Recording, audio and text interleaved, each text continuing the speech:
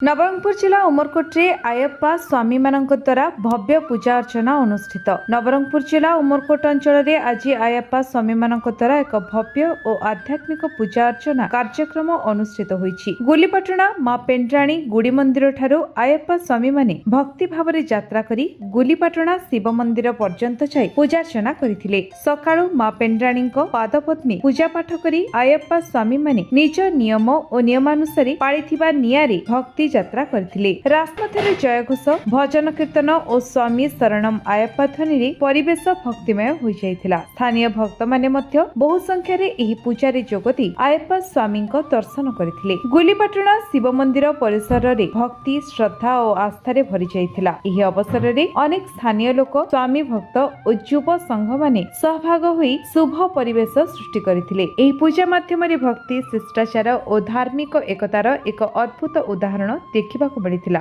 उमरकोट अभिषेक Behera report विश्व विजय news Odisha.